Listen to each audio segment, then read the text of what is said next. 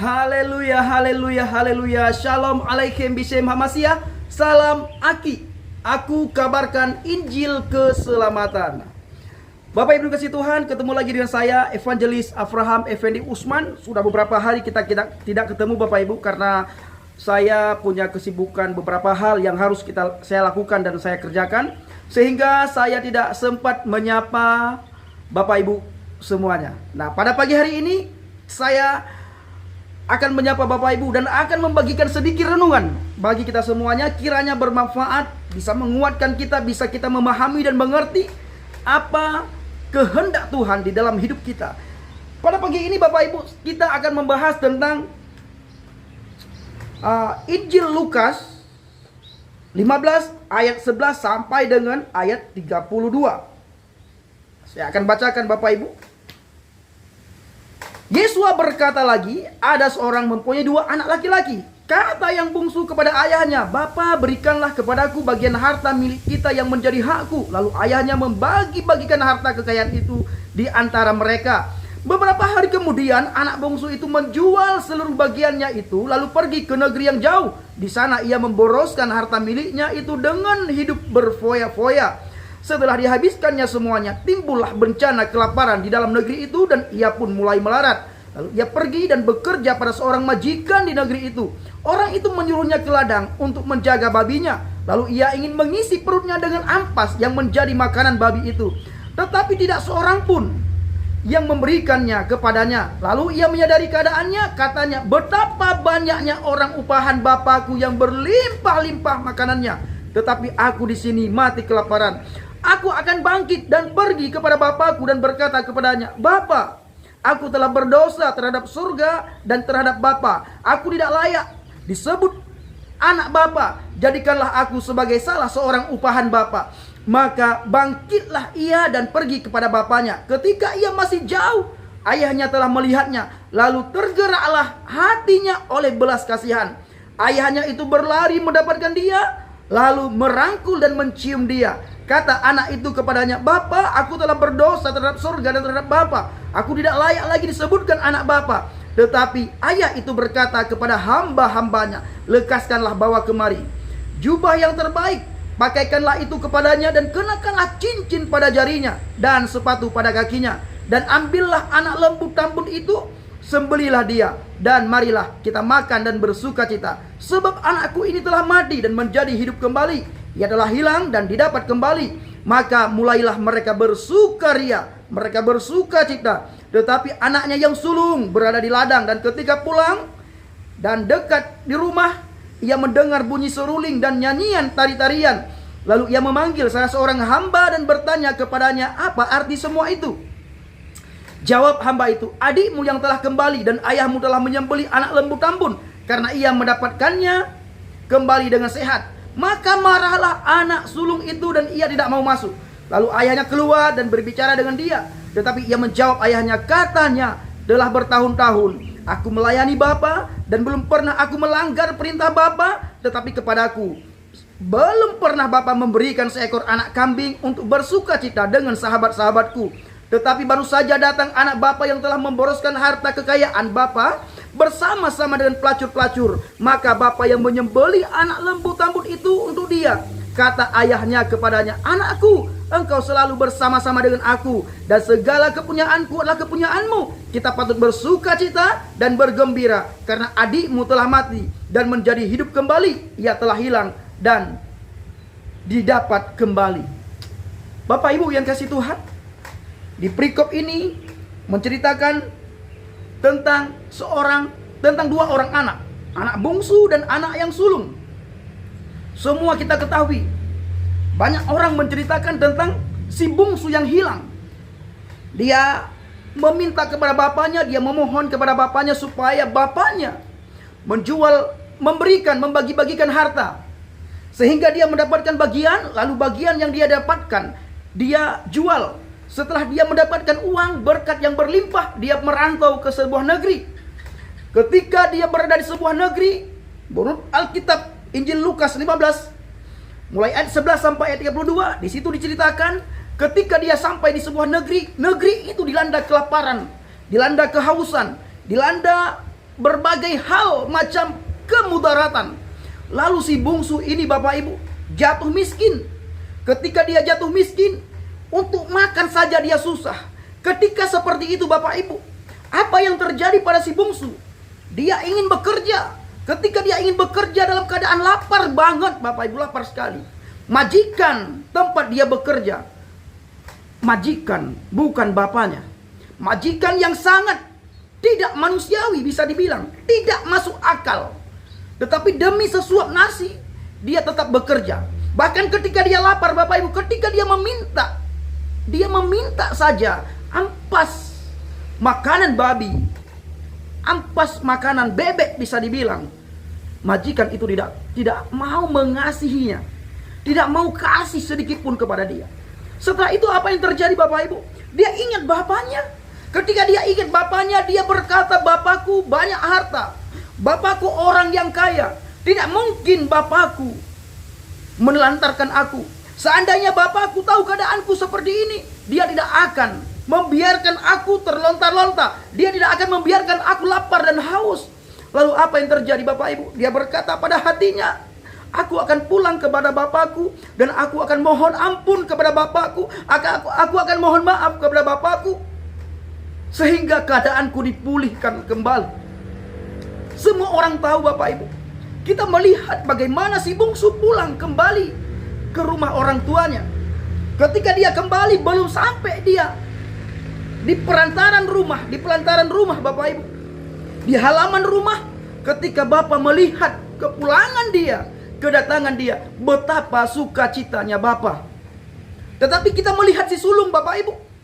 Si sulung ketika dia pulang dari ladang, dia mendapati rumahnya dalam keadaan ramai, pesta, ada bunyi tari seruling dan tari-tarian. Dia bertanya kepada seorang hamba, kepada seorang upahan bapaknya, kepada seorang pekerja bapaknya. Apa yang dia tanyakan? Apa gerangan yang terjadi di rumah ini? Lalu salah seorang hamba itu menjawab, "Adikmu yang sudah lama hilang, yang sudah lama minggat dari rumah, kembali. Dan bapakmu memerintahkan kepada kami untuk mengambil satu kambing tambun, satu lembu tambun, satu kerbau tambun, menyembelih, lalu kita makan bersama-sama." Apa yang terjadi Bapak Ibu? Si sulung marah. Dia ngambek Bapak Ibu. Ketika dia ngambek, orang tuanya tahu, bapaknya tahu. Perhatikan Bapak Ibu, bapaknya yang tahu, dia keluar, dia menemui anaknya yang sulung yang lagi ngambek. Dia mengajak untuk masuk ke rumah. Tetapi si sulung tidak mau masuk Bapak Ibu. Perlu kita ketahui Bapak Ibu, ada 3 pribadi di sini, bahkan 4 pribadi. Ada anak, ada 2 orang anak, si sulung dan si bungsu.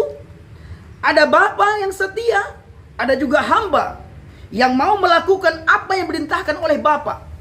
Banyak orang menceritakan bagaimana si sulung kembali, tetapi tidak pernah diceritakan bagaimana si bungsu yang tinggal bersama bapaknya tidak memiliki hati bapak, tidak memiliki hati yang mengasihi, tidak memiliki hati yang penyayang. Bahkan dia makan bersama bapaknya setiap hari. Toh pada akhirnya dia tidak mau masuk. Dia tidak mau respon terhadap panggilan bapaknya. Dia tidak mau respon terhadap bujukan bapaknya. Pertanyaannya Bapak Ibu, sebenarnya anak yang hilang, the lost son di sini siapa? Siapa the lost son di sini? Apakah anak yang sulung atau anak yang bungsu? Semua kita ketahui, anak yang bungsulah yang hilang. Tetapi pada pagi hari ini Bapak Ibu, kesempatan kali ini saya akan menceritakan kepada Bapak Ibu. Saya katakan, kalau menurut kita baca pelan-pelan ayat demi ayat, sebenarnya yang hilang justru adalah anak yang sulung. The lost son, anak yang hilang itu adalah anak yang sulung, bukan si bungsu. Ayo Bapak Ibu. Lalu yang selanjutnya harus kita melihat Bapak Ibu, kita semuanya orang yang punya dosa, orang yang punya kesalahan. Walaupun kita setia, kita tunjukkan kepada gereja kita tunjukkan kepada gembala kita tunjukkan kepada dunia bahwa kita ini adalah orang yang setia. Kita melayani Bapa kita setiap hari. Tetapi Bapak Ibu, bila hati kita tidak punya hati seorang bapa. Bila hati kita bukan hati bapa, bila hati kita bukan hati seorang hamba, jangan-jangan kita juga termasuk anak yang hilang, Bapak Ibu. Kita melihat bagaimana si sulung ini. Banyak orang mengatakan bukan dia yang hilang, tapi sebenarnya dialah yang hilang. Hilang dari apa? Ketika adiknya kembali, bukan dia bersuka cita, tetapi dia ngambek, dia marah, dia tidak mau masuk ke rumah orang tuanya untuk bersuka cita, makan, minum bersama-sama. Dia mengucap syukur terhadap apa yang sudah menimpa keluarganya, di mana adiknya pergi bertahun-tahun kembali ke rumah orang tuanya. Ini Bapak Ibu, yang ingin kita sampaikan apa? Pesan yang ingin kita sampaikan apa? Siapapun saudara, dalam keadaan apapun Bapak Ibu, kita rajin melayani Tuhan, kita rajin ke gereja, kita rajin memuji, memuliakan, meninggikan Tuhan. Bahkan kita rajin penginjilan kemana-mana. Tetapi bila hati kita tidak melekat dengan Dia, bila kita tidak punya hati seorang bapa, hati yang setia, maka yang kita lakukan selama ini adalah pekerjaan yang sia-sia, bukan untuk menyenangkan hati Bapa. Yang kita lakukan selama ini adalah hanya sebatas menunjukkan kepada dunia, bukan menunjukkan kepada Bapa. Ingat Bapak Ibu, Alkitab mengatakan manusia melihat yang kelihatan. Manusia melihat bagaimana engkau melayani Dia. Manusia melihat bagaimana engkau bekerja di sebuah gereja, membersihkan gedung gereja, melayani di sebuah gereja. Tetapi Bapamu yang di surga melihat bagaimana hatimu ketika kamu melayani. Apakah kamu melayani hanya untuk kamu tunjukkan kepada orang lain? Apakah kita melayani hanya untuk dilihat oleh orang lain? Atau memang kita melayani karena memang hati kita hati seorang pelayan, hati seorang hamba, hati Bapa yang selalu melayani. Yesus berkata apa Bapak Ibu? Anak manusia diutus bukan untuk dilayani, tetapi untuk melayani. Nah, maka dari itu Bapak Ibu, saudara dan saya adalah orang yang paling banyak dosa, orang yang paling banyak kesalahan. Setiap hari pasti ada saja kesalahan dan kesilapan yang kita lakukan setiap hari. Tetapi Bapak Ibu, perlu kita ketahui, setiap hari juga ada satu pribadi yang setia, yang paling setia lagi menunggu sosok kita yang kembali kepada Dia. Kembali di sini artinya apa Bapak Ibu? Taubat. Kenapa? Karena setiap manusia pasti melakukan kesalahan dan dosa. Dan sebaik-baik orang yang melakukan kesalahan dan dosa adalah bagi mereka yang bertobat. Alkitab kitab Roma katakan apa? Saya selalu ulang-ulangi di setiap video saya Bapak Ibu. Semua manusia telah berdosa dan telah kehilangan kemuliaan Elohim. Telah kehilangan kemuliaan Tuhan. Walaupun kita manusia yang berdosa, orang yang berdosa Bapak Ibu, Bapa kita adalah Bapa yang setia. Dia setia menunggu Bapak Ibu dan saya. Setiap hari Dia menunggu kepulangan kita Bapak Ibu. Dengan setia Dia menunggu kepulangan kita. Maka dari itu Bapak Ibu yang kasih Tuhan, saya mengajak saudara dan saya untuk setia, untuk selalu membawa hati seorang hamba ketika kita pulang ke rumah Bapa kita. Ketika kita menghadap Bapa kita, kita harus memiliki hati seorang hamba. Walaupun Bapak Ibu, Alkitab mencatat setiap orang yang sudah percaya kepada Yesus Kristus itu sudah diakui sebagai anak-anaknya. Tetapi Bapak Ibu, walaupun kita sudah dicap, sudah dikasih stempel anak kerajaan, kita harus memiliki hati seorang hamba. Kenapa Bapak Ibu? Hanya hati seorang hamba yang kita bawakan kepada Tuhan. Kita keluar, kita datang ke dunia ini, kita tidak bawa apa-apa. Begitu juga ketika kita kembali ke rumah Bapa kita, kita kembali ke Tuhan, kita juga tidak bawa apa-apa. Hanya hati seorang hamba yang kita bawa. Maka dari itu Bapak Ibu, saya mengajak saudara semua, milikilah hati seorang hamba, hati yang penuh belas kasihan. Maka sebagaimana pujian, ada sebuah pujian mengatakan, berikan ku hati seperti hatimu yang penuh dengan belas kasihan. Berikan ku mata seperti matamu, memandang tuaian di sekelilingku. Berikan ku tanganmu untuk melakukan tugasku. Berikan ku kakimu melangkah dalam rencanamu. Berikan ku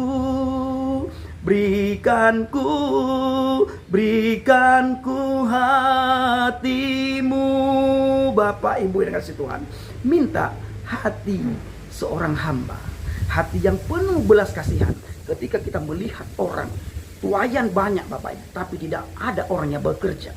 Sebenarnya banyak sekali pekerja, tapi pekerja sudah asik di gedung, pekerja sudah asik di zona nyaman, sehingga tidak lagi perlu memikirkan jiwa-jiwa. Bapak Ibu, ayo kita lakukan penginjilan.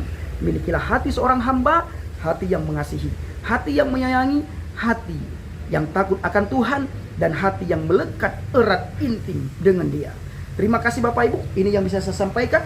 Lebih dan kurang saya mohon maaf kepada Bapak Yahweh. Saya mohon ampunan. Saya akan berdoa bagi Bapak Ibu semuanya. Bapak Yahweh Bishop Adonai Yeshua HaMashiach, saya berdoa buat setiap subscriber hamba, buat setiap orang yang menonton video ini Tuhan. Engkau jamah mereka Bapak, Engkau urapi mereka Tuhan.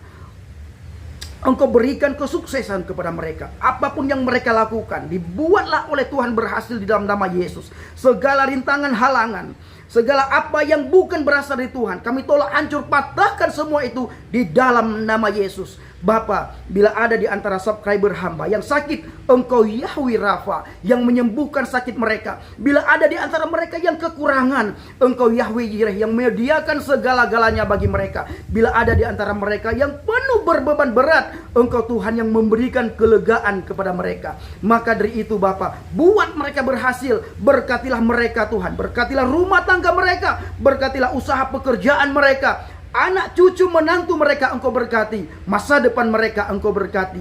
Terima kasih Bapak Yahweh. Ini doa dan ucapan syukur kami di dalam nama Adonai Yeshua HaMashiach. Kami berdoa dan berucap syukur. Haleluya, amin. Salam, shalom alaikum, salam aki. Aku kabarkan Injil keselamatan. Haleluya.